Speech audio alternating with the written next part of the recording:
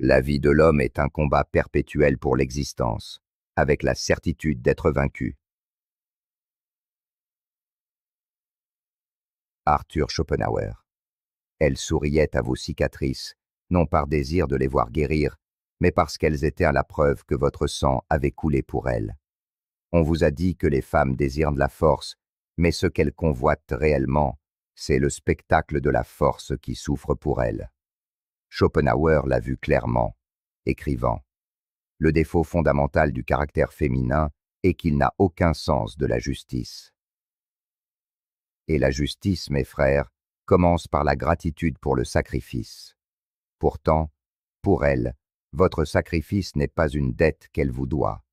C'est simplement l'ordre naturel des choses. Vous n'avez pas été trompé par sa malice, mais par vos propres illusions. Vous avez cru qu'en l'aimant purement, en souffrant pour elle ouvertement, vous gagneriez son admiration. Mais en vérité, votre souffrance n'a jamais été un fardeau pour elle. C'était votre offrande.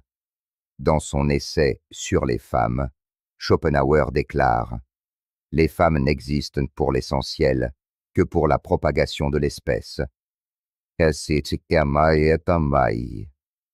n'est pas une condamnation, c'est un dévoilement, car la propagation exige plus que l'amour.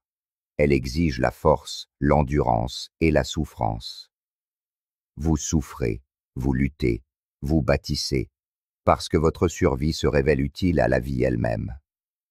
Voilà pourquoi l'approbation souriante d'une femme n'est jamais offerte gratuitement à l'homme insouciant.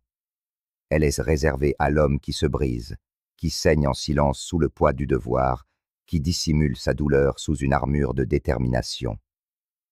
Elle ne cherche pas vos victoires infinies. Elle cherche votre capacité à porter d'infinis fardeaux sans vous plaindre. Dans le drame biologique de l'existence, les femmes ont évolué pour admirer non pas le fort dans la paix, mais le fort dans la douleur. Schopenhauer, dans sa brutale clarté, a averti que la nature a rendu les femmes myopes pour tout ce qui dépasse les besoins immédiats. La nature a doté la femme, pour sa protection et sa défense, de l'art de la dissimulation. Si ces instincts la poussent à éprouver votre force par des exigences, des épreuves, voire de l'indifférence, ce n'est pas de la scélératesse, c'est de la survie. Dans son monde, seul l'homme qui endure gagne sa place, et ainsi, elle devient à la fois le miroir et la forge de la grandeur masculine, façonnant inconsciemment l'homme à travers la souffrance même qu'il croit devoir cacher. Mais l'homme moderne, élevé dans les illusions de l'égalité et du sentiment, se retrouve enragé ou brisé par cette vérité.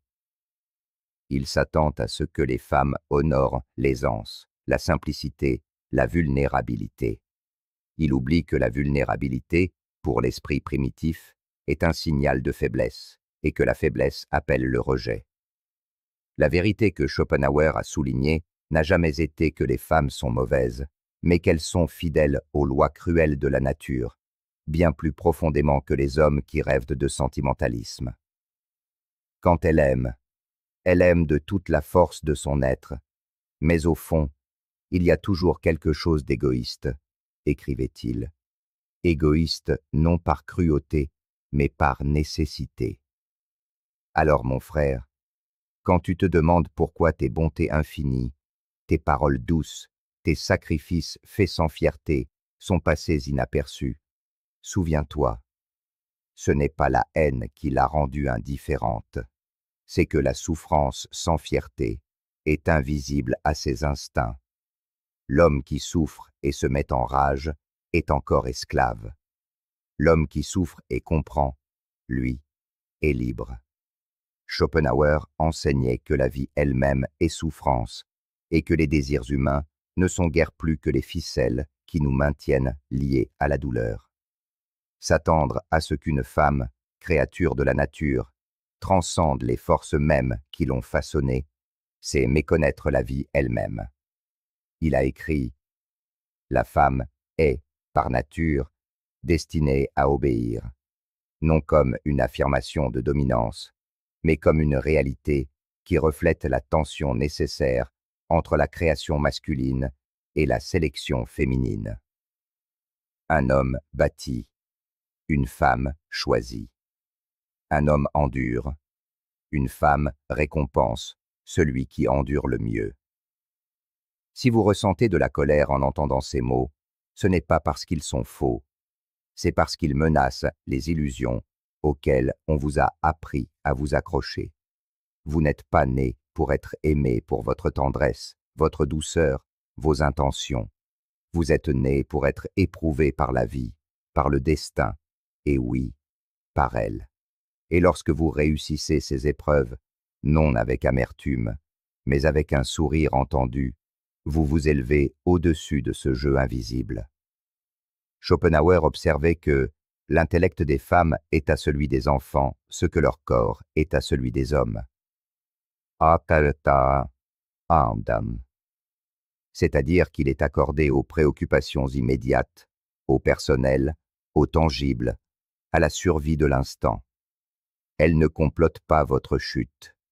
Elle est simplement accordée à une fréquence différente, une fréquence où le confort est secondaire à la sécurité, et où l'homme qui reste debout dans la tempête est celui qui mérite la dévotion. Non la pitié, ni l'admiration pour avoir essayé, mais seulement pour avoir triomphé. Et le triomphe, c'est la souffrance raffinée en force. L'erreur de l'homme moderne est de chercher la sympathie là où il devrait chercher le respect. Il lui expose ses blessures, espérant la guérison, alors que seules les cicatrices stoïques éveillent sa loyauté. Vous n'êtes pas appelé à cacher votre douleur parce qu'elle est honteuse. Vous êtes appelé à la maîtriser. Pensez aux récits anciens, où les héros qui gagnaient le cœur des femmes n'étaient pas les plus doux ni les plus accommodants. C'étaient ceux qui supportaient l'exil, la bataille, l'humiliation et même la mort, sans jamais céder. Achille, qui pleurait mais combattait. Ulysse, qui souffrait mais revenait. Des hommes qui comprenaient que la douleur de la vie n'est pas une injustice personnelle, mais un creuset pour l'âme. Dans ce creuset, votre souffrance n'est pas une malédiction. C'est une forge. Et si elle semble désirer votre souffrance, ce n'est pas parce qu'elle vous hait, c'est parce qu'au plus profond d'elle-même, elle aspire à être le témoin de votre ascension, à voir un homme s'élever non pas sans avoir été éprouvé, mais sans avoir été brisé, à le voir souffrir non avec désespoir, mais avec dignité. Plus vous résisterez à cette vérité, plus votre souffrance sera vaine. Mais lorsque vous l'embrasserez, lorsque vous accepterez que votre lutte est non seulement inévitable, mais essentielle, vous cesserez de mendier l'approbation et commencerez à commander le respect. Ce n'est pas la haine que les femmes apportent à l'esprit masculin. C'est un miroir qui révèle si cet esprit est prêt à porter la couronne de la vie, une couronne gagnée non dans le confort, mais dans les cicatrices. Elle ne vous fait pas souffrir pour vous détruire. Elle vous fait souffrir pour vous révéler. Et si vous comprenez cela, vous ne craindrez plus sa nature. Vous la bénirez. L'homme sage ne fait pas la guerre à la nature des femmes. Il ne maudit pas la tempête. Il construit un navire plus solide. Les avertissements de Schopenhauer n'ont jamais été des appels à la haine. C'étaient des appels à la compréhension. Il a écrit « Se marier, c'est diviser par deux ses droits et doubler ses devoirs. » Ne voyez pas cela comme du cynisme, mais comme une préparation. Un homme ne doit pas s'attendre à ce que la femme change.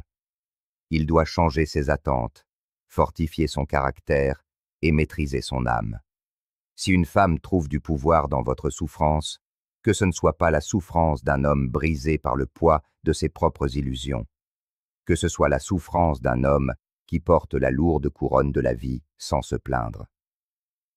Lorsque vous embrassez votre lutte, que vous la portez sans chercher la pitié, sans mendier la gratitude, vous cessez d'être un garçon qui pleure pour être validé. Vous devenez un homme qui existe au-delà de cela. Votre force ne doit pas résider dans l'absence de douleur, mais dans sa présence. Endurez non pour son regard, mais pour votre propre reflet. Souffrez non pour gagner son amour, mais pour aiguiser votre esprit contre les inévitables épreuves de l'existence. Et si, ce faisant, vous gagnez son admiration, ce ne sera pas parce que vous l'aurez cherché, ce sera parce que vous aurez transcendé le besoin de l'obtenir. Schopenhauer, le sombre philosophe de l'existence, croyait tout de même à des instants de beauté au milieu de la cruauté de la vie. Il ne haïssait pas les femmes. Il plaignait les hommes qui les comprenaient mal. L'homme qui comprend peut trouver en une femme non une ennemie, mais une force de la nature. Un vent qui soit fracasse les navires fragiles contre les rochers, soit emporte les navires solides vers le vaste inconnu. Alors, mes frères, vous devez vous forger pour devenir des hommes qui ne supplient pas pour de la douceur là où la nature exige de la force. Vous devez voir les femmes non comme les juges de votre valeur, mais comme les reflets de votre état de préparation. Si elles vous défient, si elles semblent indifférentes, si elles vous mettent à l'épreuve, n'y voyez pas une trahison, mais un entraînement. Elle apporte la flamme non pour vous brûler, mais pour vous tremper. La solution n'est ni le repli, ni le ressentiment. C'est la souveraineté. Bâtissez d'abord votre vie. Ancrez-vous dans un but plus profond que son approbation. Cultivez une force si profonde que, qu'elle vous adore ou vous abandonne, votre esprit demeure inébranlable. Et lorsque vous interagissez avec les femmes, faites-le non à partir d'un lieu de besoin, mais d'un lieu de plénitude. Alors, et alors seulement, vous vivrez véritablement en harmonie avec elles, non comme un garçon avide de réconfort, ni comme un cynique en quête de vengeance, mais comme un homme qui sait que l'amour, à son plus haut niveau, n'est pas l'évasion de la souffrance, mais la rencontre de deux guerriers qui y ont survécu. Vous n'êtes pas né pour être plaint, vous êtes né pour être vénéré. Et ce n'est que par le feu que la vénération se gagne. Schopenhauer a montré la voie. Le reste du chemin vous appartient. Tenez-vous droit. Souffrez bien. Élevez-vous au-dessus du jeu. Si ce message a touché quelque chose de profond en vous, s'il a réveillé une vérité que vous avez toujours ressentie sans jamais pouvoir la nommer, alors je vous demande de nous rejoindre. Aimez, partagez et abonnez-vous à la chaîne pour que nous puissions continuer à dire ces vérités. Votre soutien n'est pas seulement pour la chaîne. Il est pour un mouvement qui choisit la force, la clarté et la souveraineté. Vous trouverez le lien de soutien dans la description ci-dessous. Ensemble, élevons-nous au-delà des illusions.